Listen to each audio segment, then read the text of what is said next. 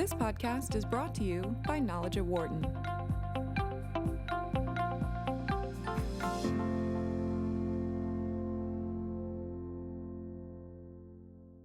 Hello, my name is Stephanie Creary, and I'm an assistant professor of management at the Wharton School of the University of Pennsylvania. And I'm delighted to welcome you to today's episode of the Knowledge at Wharton Leading Diversity at Work podcast series, which is focused on supporting caregivers in the workplace. Joining me today are two very special guests. First, we have Jennifer Andrews, who is head of equity and inclusion at Guardian Life. Prior to Guardian, Jennifer led the diversity and inclusion efforts for the Americas region at Credit Suisse. She's also a University of Penn alumnus. Jennifer is here to talk about Standing Up and Stepping In, a modern look at caregivers in the U.S., which is a report that has insights based on responses from Guardian's annual workplace benefits study. And this report explores the remarkable rise in the number of caregivers in the country, in the US, the profound impact caregiving responsibilities have on their lives mentally, physically, and financially, as well as the crucial role of employers in supporting their caregiving workforce amid the societal trend and workplace dynamic. Next, we have Dr. Ellen Ernst Kossek, who is the Basil S. Turner Distinguished Professor of Management at Purdue University's Mitchell E. Daniels Jr. School of Business. Her current research examines strategic and leadership initiatives to advance gender and work-life equality and improve the implementation of flexibility and work-family life policies to foster diversity and inclusion in employment. Dr. Kossek has won numerous national and international scholarly awards for research and service excellence to advance gender and work-life understanding. Now, recently, she served on a National Academies of Sciences committee focused on family policies for the STEM workforce. She will share insights from the recently released report, Supporting Family Caregivers in STEM, a call to action, in addition to her years of research on these topics.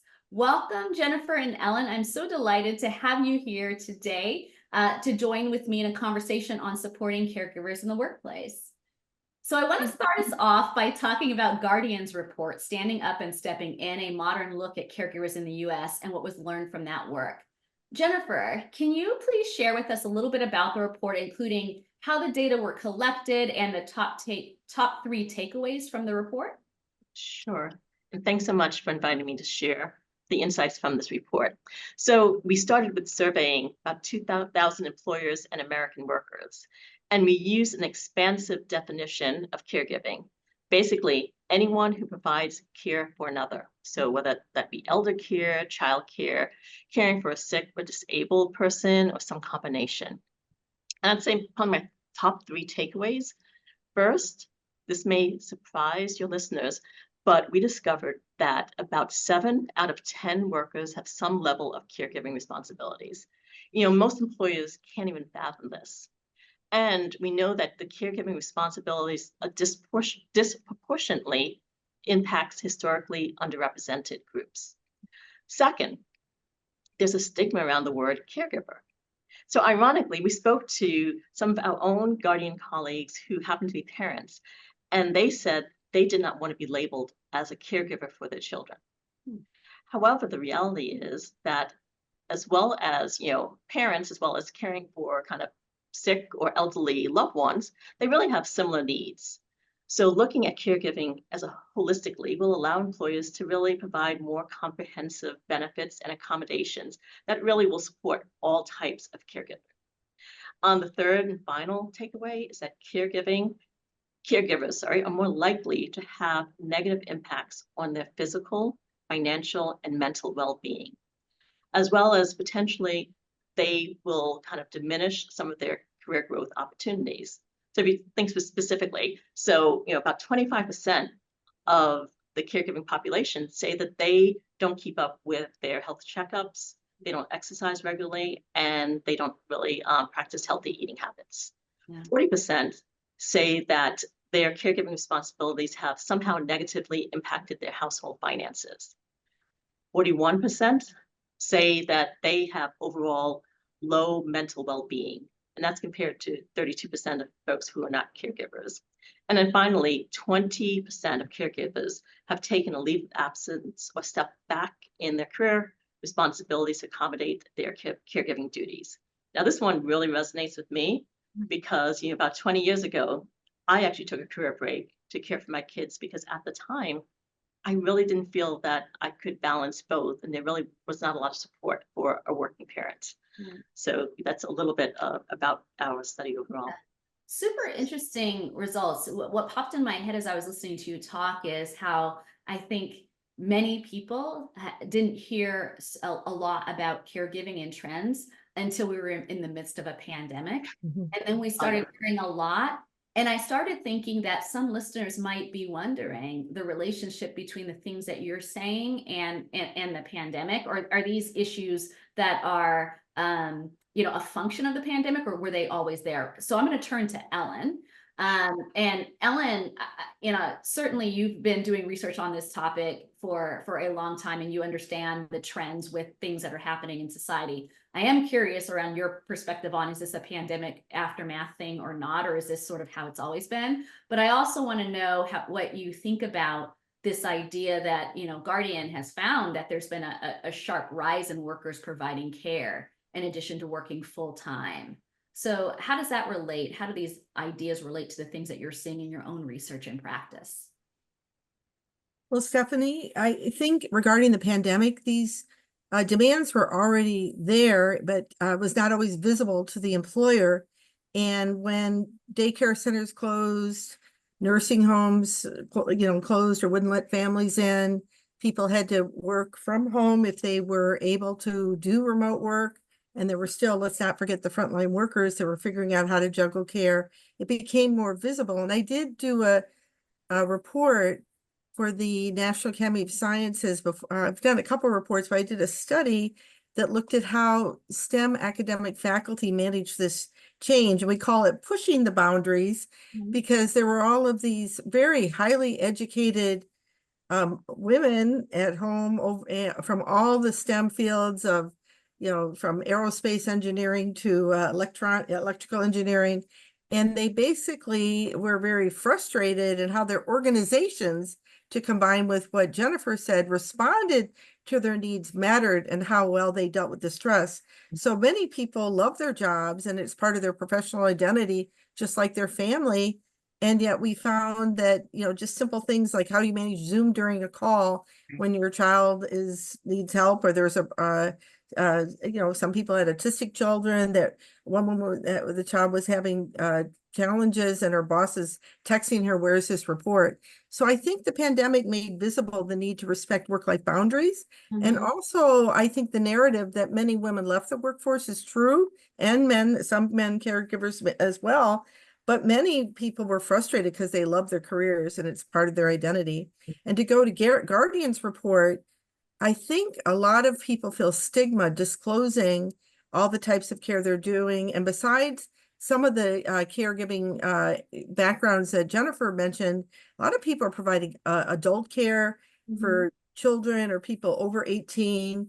A lot of people from college had returned to their parents' home and we're still feeling those effects. Spouses that are disabled, and 30% of families in America today are people that are not married. They may not be living alone. This was a Pew Charitable Trust report, but 13% of people are living alone if they're caring for others at a distance or for themselves. These are things that we have not updated workplace policies to address the diversity and complexity of caregiving demands in our workforce. But also how normal this is. If I combine what the stats that Jennifer shared, I don't know, you said 7 in 10 people have some sort of care responsibilities. And then what you're saying, Ellen, it seems to me that, workplaces and organizations are maybe operating in an alternative reality as compared to the lived experiences that most of us are having on any given day with respect to care. So I do find that interesting. Ellen, I want to dig a little bit more into the committee that you participated in, the National Academy of Sciences Committee, that was focused on family policies for the STEM workforce. And recently you released a rather extensive report. I started going through it and I thought, wow, there is a wealth of information in this report. So for those who haven't read it yet, what would you say are some of your personal top 3 takeaways from this report? Yes, and just to be clear, there were 2 reports I did. I did one on STEM women and particularly women across many backgrounds of ethnicity prior or during the pandemic. And then because of that, I got appointed to an expert committee, was the only business school professor on this report called Supporting Family Caregivers in STEM, a Call to Action. Yes. And it was a 2-year Academy of Science report. And we went to all the funding agencies in the US. We did extra focus groups with people that were underrepresented, of different sexuality and other backgrounds. And basically, here is the top 3 takeaways. Number 1, that support of the STEM workforce and caregivers is a strategic labor force investment and an issue of equity. But the US in particular, but around the globe as well, this is not seen as a priority. The way we have policies set up today, there are problems in implementation. And even taking a leave like Jennifer did, that's a lot of courage. Many people can't even afford to leave the labor force if they're the sole provider or in an expensive area with dual incomes. So I think what we're not prepared for, number 1, is we're going to have severe shortages of doctors, engineers. We need to have the people, if you think about our education workforce in STEM, that over in some areas, so women are half of the people getting their STEM degrees. If we're not keeping people working, staying in STEM, and many, we're going to have shortages, and we need to keep people of all genders and backgrounds working longer. And right now, not supporting family care, people are deciding to either cut back on their own or leave the workforce, or if they leave STEM, but not necessarily work. They leave masculine cultures that don't support care.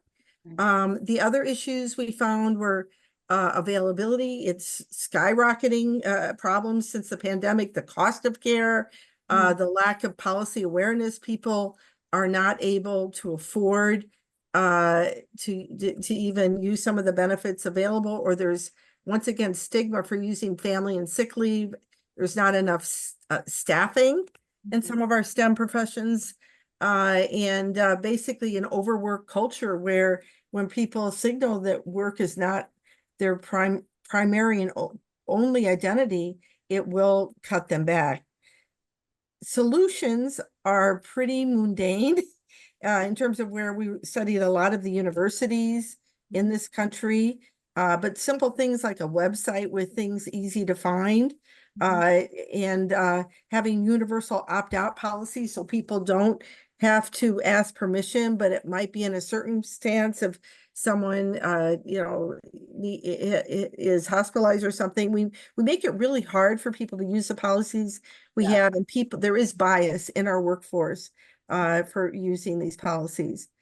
In terms of innovations, we need companies to partner with researchers to do a lot more to pilot interventions.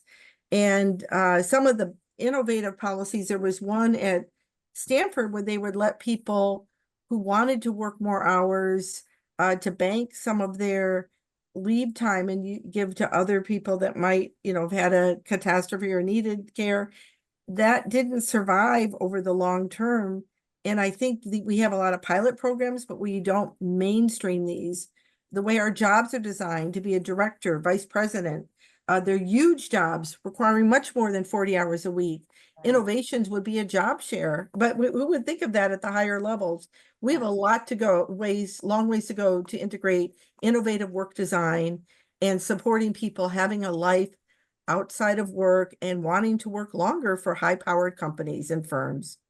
So we're going to dive a little bit more into some of the interventions that you've been raising in a few minutes. But I think one thing that came up for me as you were sharing this, and particularly it was actually an intervention around websites, is I have a friend who is expecting her second child. and she's moved universities. And so she's understood that the policies are drastically different in terms of leave, and do you have to teach, and how much do you have to teach, even though, right, which I do not have kids, so I've not spent any time looking at these policies. But she asked me, because we used to work together at a different university, and she says to me, where's all your information on this? And I said, there's a website. And I showed her our website, and she says, we don't even have anything that looks like that. So people, I think sometimes will say a website, how is that intervention? Information is power, right? For people who are trying to navigate these complex systems around sort of like, what are the available resources to them? So that's sort of like what came up for me as you were talking. But what I want to do is I want to turn to you, Jennifer, and I want you to see if there's any overlap between the types of things that Ellen has been sharing that her in her work. But also, there was an insight in the STEM report that I'm curious to get your perspective on. And this insight is that while family caregivers provide care in many forms and for a wide range of relationships, family caregiving is often viewed in a very limited way. So how does that align with like what you've seen in your work? And I believe we've heard Ellen saying some of this stuff as well. Yes, so it's absolutely aligned with what we found as well. You know, the kind of narrow view of caregiving outlined in STEM report is exactly what we found. You know, probably the general stigma around even the term. So there are many people who don't even want to talk about caregiving, particularly as being a parent. They feel like that's something separate than caregiving more broadly. And even the willingness for our colleagues to talk about caregiving responsibilities, they feel there's a stigma even to talk about the fact that you're doing this work outside of your office work, and how that might be perceived by your colleagues, the people who you work for. Mm-hmm. And, you know, just kind of being behind the scenes and being quiet about it. And I think what you said earlier about the pandemic, when our work and home life kind of came together, that kind of lifted the veil of some of that, but there's still a lot of stigma around it. You know, and again, thinking about really this population as a holistic coalition, because as I said earlier, 7 out of 10 people have some sort of caregiving duties. This will really allow us to really think more holistically about how we are working with them and how we should support them, and realize that this is, you know, a critical need within organizations when they realize how big this population is and how much it can really support their organization's overall well-being. Yeah. So this may seem like a silly question, but I think it's an important one. And this question for both of you is, why do you think these insights that you gain from your various projects are important and relevant to employers and workers? Why should people be listening to this conversation that we're having, and, you know, investing, which they will need to do, significant resources in solving these challenges? So Ellen, I'm going to start with you. When you think about, you know, there's a number of reports we could be talking about, including the most recent one on supporting family caregivers in STEM, but you have been down this road for some time in a variety of projects that are all alluding to the same conclusion, that we need to be doing a better job of supporting caregivers. So why is this something that employers and workers should care about? Well, we know that, you know, 80% of employees are considered a family, even if they're a single person family, and work and life are not separate. We saw this during the pandemic. It's really increasingly related with the digitalization of work and life. Even if you're a frontline worker, you can still get called in at the last minute from home. And we have not updated our policies in terms of flexibility in a way that is mainstreamed. We're seeing the fights right now with back to the office mandates. So I just think companies have not evolved, and people are going to walk with their feet and not want to work for big firms that aren't more flexible in terms of implementing the policies they have well. I also think in terms of supervision and leadership, this is an issue where companies have a lot of symbolic or underutilized policies. Even universities with paid leave and sick leave, people can't use these policies effectively. And, we have unpaid leave in this country right now for family and sick leave. So your listeners, your employers are picking up the slack. The U.S. caregiving policy is in the hands of employers. And if they want to have a workforce that's ready and not stressed out, they are going to have to lead on innovative practices, just as they would to find the best way to implement some of their innovations, such as hybrid work. This is all linked. People are going to be working at home or need flexibility to integrate all of these complex parts of their life. Again, I feel like, silly question around why human beings matter, but turning it to you, Yeah. Jennifer, when you think about the insights in Guardian's Modern Look at Caregivers in the U.S. report, what stands out to you as being the reason for why this is important and relevant? Absolutely. So let's start with 70% of workers have caregiving responsibilities, and this is expected to grow. And in particular, what we call the sandwich group. So people who are caring for both children and aging parents. So with this understanding in mind, it really should be a strategic priority within our organizations. All organizations are, or maybe I should say should be, focusing on ways to stay relevant given the rapid changes in technologies, how the newer generations want to work, shifting demographics, and so much more. So kind of listening to our colleagues, understanding their needs, and providing them the right support is key. This is why people join, stay, or unfortunately leave an organization or even the workforce more broadly. At A Guardian, our purpose is to inspire well-being. And we really take a holistic approach to ensure that we are equitable for and inclusive of all of our current and future colleagues. We are examining all of our systems, processes, practices, policies, and norms with an equity and inclusive lens, and that really includes caregiving. For example, we recently introduced a service called Wealthy. It's a concierge service that supports managing healthcare needs for employees as well as their loved ones. So I am personally a user of this service, and I have to say it was transformative. So unfortunately, my dad recently fell and he broke his hip. But using this service, we were able to have our healthcare partner research and provide us with recommendations on the best support for him, given the criteria we provided them. They literally saved my family and me hundreds of hours of research and stress.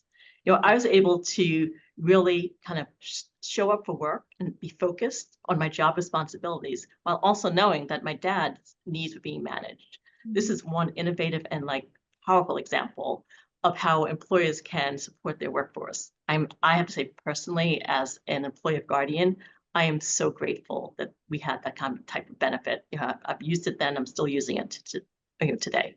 Yeah, that's such a great idea. And yeah. Benefit. It's not easy I used to work in healthcare. It's not No.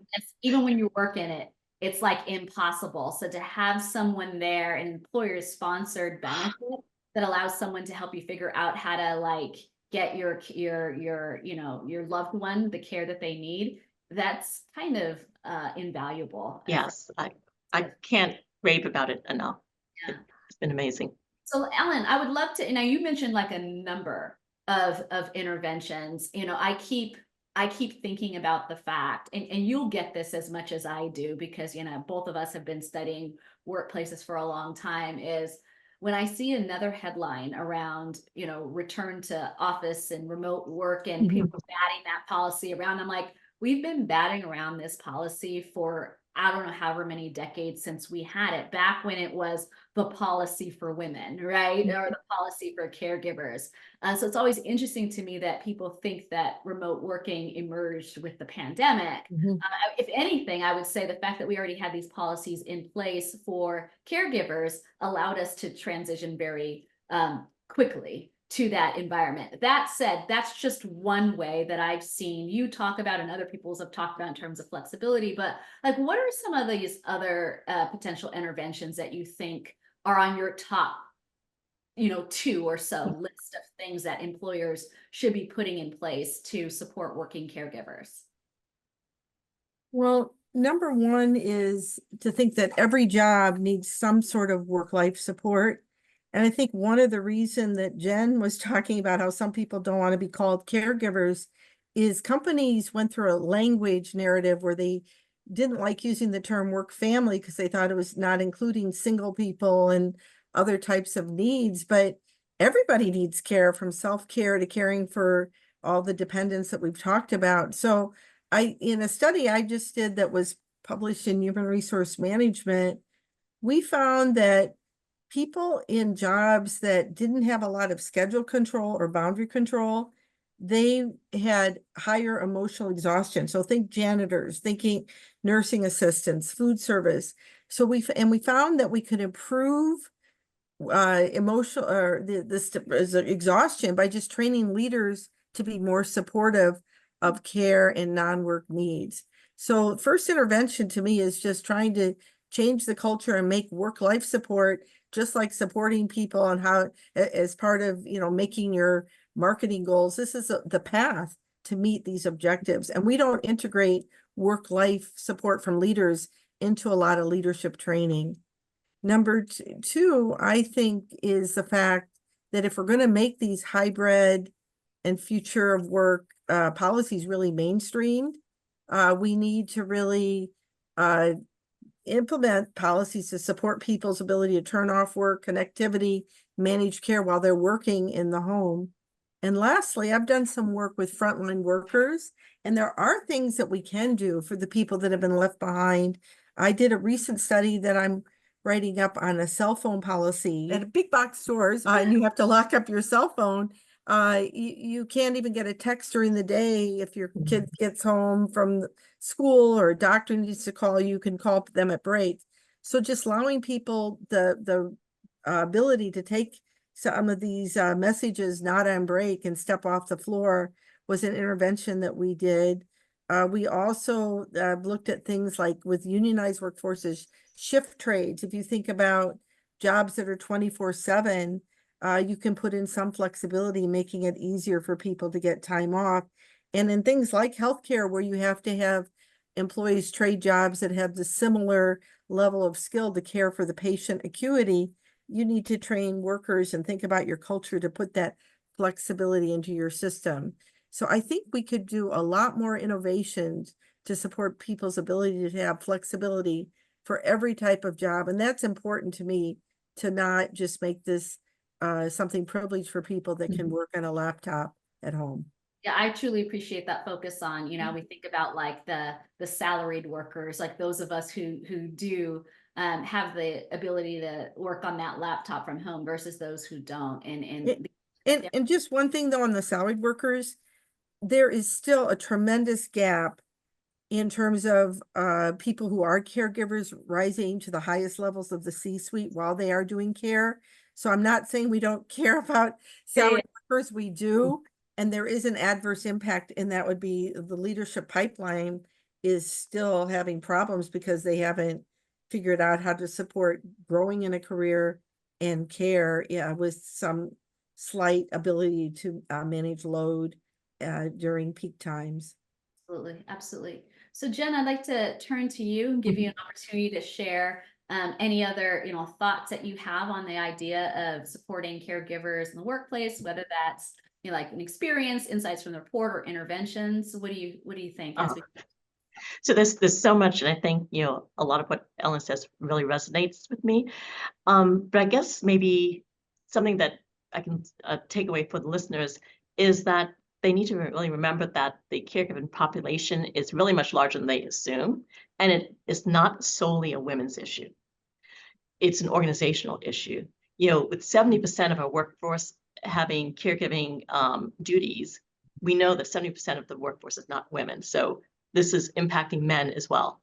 And this is going to continue to grow. So, benefits and accommodations that may have worked, 5, 10, 15 years ago are no longer sufficient for today's workforce. It really is a way in which we need to kind of really transform how we think about our organization, and really how are we thinking about what the company should be doing, what's the lived realities of the folks who are now part of these companies, because any company is just a collection of people. And the fact that this cohort is so expansive, this again needs to be a strategic priority within organizations. They need to really make sure they make these changes because, kind of what Ellen said earlier, if people aren't doing this, if organizations aren't doing this, people are going to leave. And so if you want to stay relevant, if you want to be innovative, if you want to have the best talent and continue to attract the best talent, you have to do this. You have to ensure that your organizations are equitable for and inclusive of all of your current and future employees. Leaders really need to understand that what may have worked for them may not be somebody else's lived experience. So they need to really be empathetic and humble enough to kind of listen, to really interpret what they're hearing, and then to act. So that's probably what I would want to leave you with. Excellent. Thank you so much. Ellen, final thoughts on this topic, at least for today? I think the listeners that are in key decision-making role, you have the power to make the change. And I think this issue of care and work life resonates with many people personally, or you have sons or daughters, or you see other coworkers. And the US is a pretty individualistic culture, and we've sort of told people you got to figure this out by yourself. But these issues are in work teams and are occurring in organization cultures. And these dynamics can really only be solved with work teams working differently and leaders acting to make this a top priority. And, it really is part of being a sustainable workforce. Just like we think about sustainability for the UN goals, I think that this is the future. And we, for the first time, or not the first time, but for a long time now, we are lagging in the US in terms of rankings of equality, health, well-being, and other countries are, if the war for talent goes global, they have better work life and better supports than we do. Absolutely. Well, I'm so delighted that you two were able and willing and available to come on the show today. I want to thank you, Dr. Ellen Ernst Kossek from Purdue University's Mitchell E. Daniels Jr. School of Business, and Jennifer Andrews from Guardian Life for joining us today, for sharing your insights and your expertise on supporting caregivers in the workplace, and definitely for the work that you do more broadly related to equity and inclusion in organization. That does not go understated in terms of this as part of this broader conversation. The two of you are helping to continue to grow. So thank you for sharing your insights and your expertise today. I truly appreciate you for being here. So that is all for today. Thank you for joining us, to our listeners, and for listening to this episode of the Knowledge at Wharton Leading Diversity at Work podcast series. Goodbye for now. For more insight from Knowledge at Wharton, please visit knowledge.wharton.upenn.edu.